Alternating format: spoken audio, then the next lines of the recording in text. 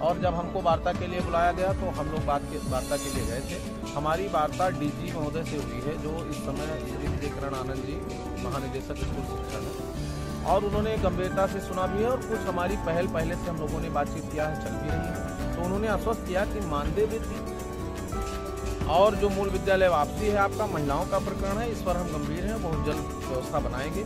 जो आपका 15 दिन के मानदेय की प्रक्रिया है, ये पैब की समस्या है और पैब की बैठक में इस मुद्दे को हम ले जाएंगे और आपका पैसा हम दिलाएंगे, ये हमारी व्यवस्था है। बाकी माननीय मुख्यमंत्री जी से आप भी संपर्क करिए और हम लोग पत्रावली बना के भेजेंगे। शिक्षा मित्रों की समस्याएं बहुत गंभीर हैं और उसके नियमितीकरण की प्रक्रिया में जो भी शिथिलता करना है वो शिथिलता प्रदान करते हुए हम लोग आगे की व्यवस्था बनाएंगे। आज भी आपको केवल आश्वासन ही मिला है और पिछले 7 साल से शिक्षा मित्रों को केवल आश्वासन ही मिलता है। क्या लगता है ये आश्वासन आश्वासन ही नहीं मिला है, इससे पूर्व में भी हमारा समायोजन हो गया और हम सहायक अध्यापक बने थे। और इस देश में शिक्षा मित्र ही एक ऐसी व्यवस्था है कि जो लड़ा और संघर्ष के बल पर सहायक अध्यापक मूल कैडर में समायोजित हुआ। लेकिन ये दुर्भाग्य थे कि हम लोग सुप्रीम कोर्ट ने हमको हमारा जो शासनादेश था, सरकार के शासनादेश को उसने डिस्टर्ब कर दिया और हम लोग, लेकिन उसने पावर दिया सरकार को कि सरकार यदि चाहे तो नियमों की व्यवस्था करके शिक्षा मित्रों का समायोजन कर सकती है। पिछले 5 साल हम लोग आश्वासनाओं के दौड़ में चले।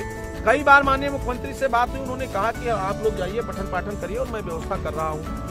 तो मैं उस व्यवस्था में था और बहुत सारे साथी हमारे लगे थे कि हम सरकार के करीब हैं और बहुत जल्द व्यवस्था होगी, लेकिन नहीं हो पाया। उस व्यवस्था को मैंने पुनरावृत्ति किया है और मैं नए सिरे से काम प्रारंभ किया शिक्षा में। विधानसभा चुनाव के दौरान 2000 मानदेय बढ़ोतरी की बात की गई, जो अब तक नहीं किया गया। क्या लगता है यही भी एक कोरा आश्वासन ही रहेगा? ऐसा है, 2000 जो मानदेय वृद्धि किया गया था उसके लिए हम लोगों के साथ माननीय मंत्री जी की बैठक हुई थी और हमने उनसे निवेदन किया था कि अगर 2000 ही बढ़ाना होगा तो शिक्षा मित्रों को मत बढ़ाइएगा और रैली में मत बुलाइएगा, वो इससे आप बढ़ा दीजिएगा। तो उन्होंने बढ़ाया, घोषणा किया, लेकिन नहीं लागू किया।